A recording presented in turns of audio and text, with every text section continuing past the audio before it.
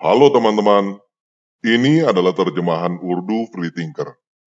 Pada video ini, kita akan berbicara tentang ritual Islam yang mendasar dan melihat bagaimana hubungannya dengan berhala dan pagan. Islam mengklaim dirinya sebagai agama monoteis yang paling benar. Monoteis yang tidak mengizinkan pemujaan terhadap gambar dan berhala dalam bentuk apapun. Muslim berkata bahwa inilah alasan kenapa gambar dilarang di dalam Islam, dan kenapa Muhammad tidak diizinkan untuk digambar di dalam tradisi Islam. Quran menentang penyembahan dan pemujaan terhadap berhala atau gambar, seperti halnya agama Yahudi. Dan untuk menekankan hal ini, Muslim sering menceritakan kisah Abraham di dalam Al-Quran surah 21 ayat 52-67. Dalam kurung ingatlah, ketika dia dalam kurung Ibrahim berkata kepada ayahnya dan kaumnya, "Patung-patung apakah ini yang kamu tekun menyembahnya?" Mereka menjawab, "Kami mendapati nenek moyang kami menyembahnya." Dia dalam kurung Ibrahim berkata, "Sesungguhnya kamu dan nenek moyang kamu berada dalam kesesatan yang nyata." Mereka berkata, "Apakah engkau datang kepada kami membawa kebenaran atau engkau main-main?" Dia dalam kurung Ibrahim menjawab, "Sebenarnya Tuhan kamu ialah Tuhan dalam kurung pemilik langit dan bumi. Dalam kurung dialah yang telah menciptakannya. Dan aku termasuk orang yang dapat bersaksi atas itu. Dan demi Allah, sungguh, aku akan melakukan tipu daya terhadap berhala-berhalamu setelah kamu pergi meninggalkannya."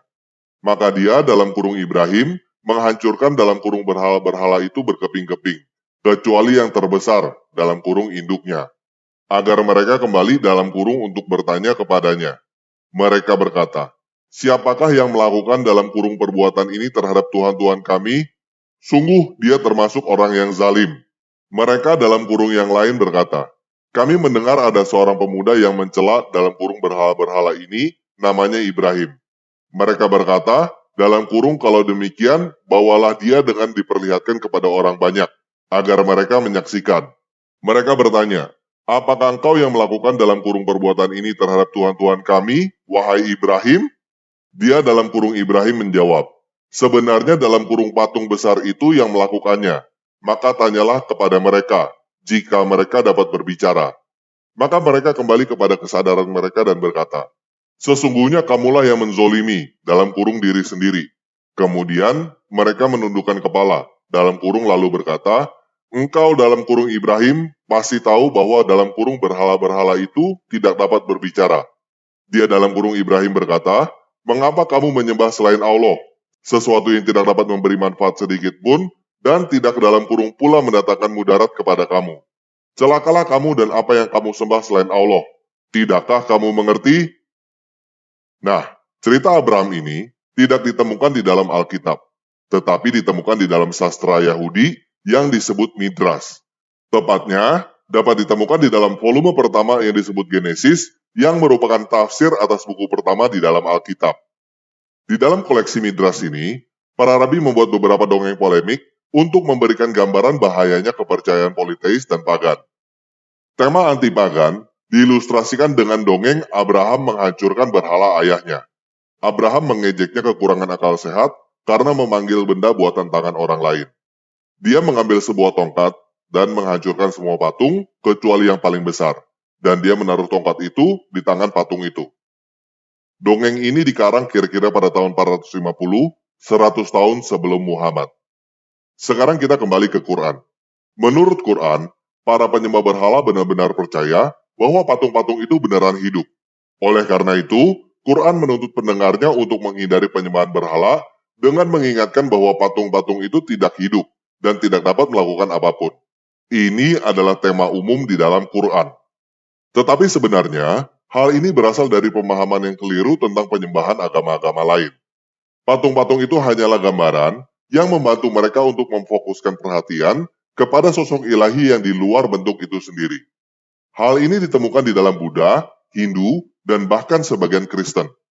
Walaupun ada orang-orang Kristen yang menganggap patung Yesus itu suci, tetapi mereka tidak pernah menganggap bahwa patung itu benar-benar adalah manifestasi Yesus. Begitu juga patung Buddha tidak pernah dianggap sang Buddha itu sendiri secara literal. Dan saya tidak tahu apakah ada orang Hindu yang menganggap patung Krishna, Ganesh, atau Rama beneran hidup seperti yang disangka oleh Islam. Sebaliknya, Islam sendiri tidak lepas dari pemujaan benda-benda seperti yang dikatakannya itu. Di dalam Islam, Muslim sujud menyembah 5 kali sehari ke sebuah bangunan yang terbuat dari batu, yaitu Ka'bah yang mereka klaim sebagai rumah Allah. Ka'bah mengandung batu sakral yang disebut Hajar Aswad atau batu hitam yang diklaim datang dari surga.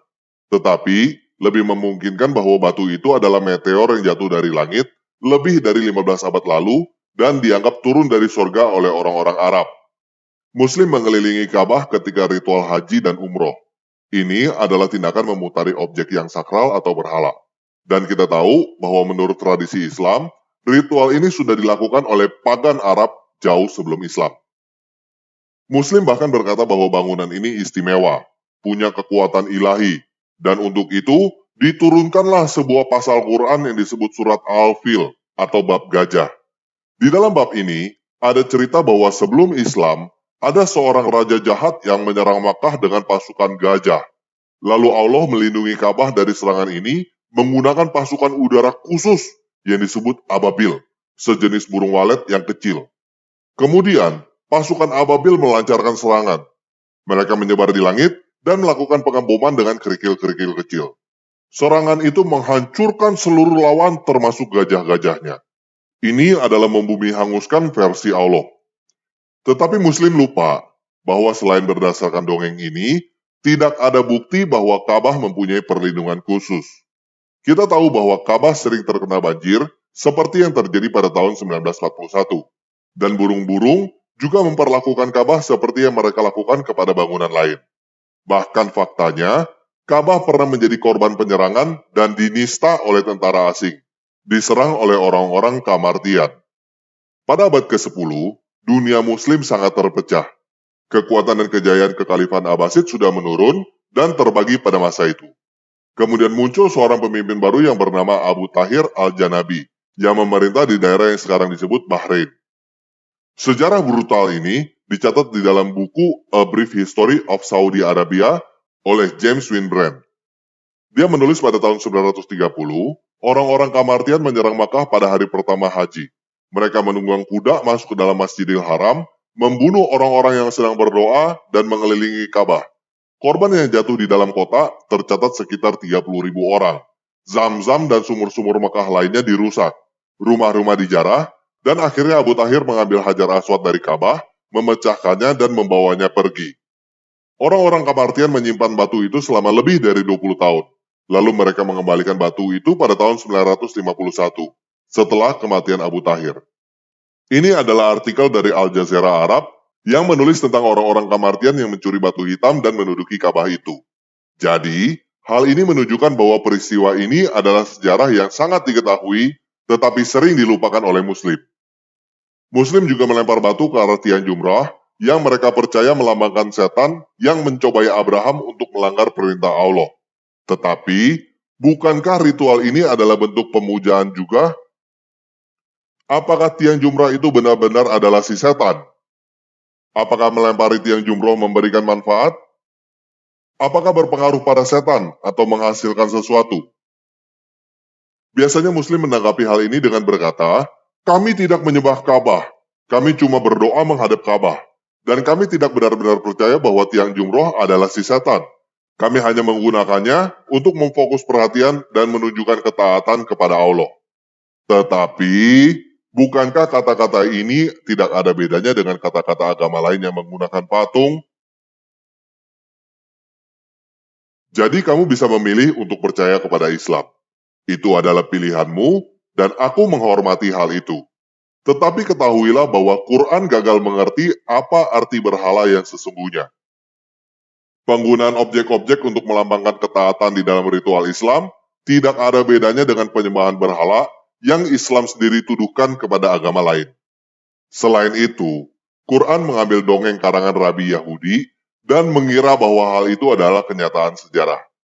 Kisah Abraham yang menghancurkan berhala tidak ditemukan di dalam Taurat atau di dalam Perjanjian Lama. Para ulama Yahudi sendiri menyatakan bahwa kisah itu hanyalah dongeng hasil imajinasi. Dan bangunan yang disebut rumah Allah itu pernah diserang dan dinista oleh suku kecil dari Bahrain. Para peziarah Muslim dibantai di tempat itu dan Hajar Aswad diambil. Tetapi tidak ada Allah yang datang atau pasukan udara ajaib yang tiba untuk menyelamatkannya.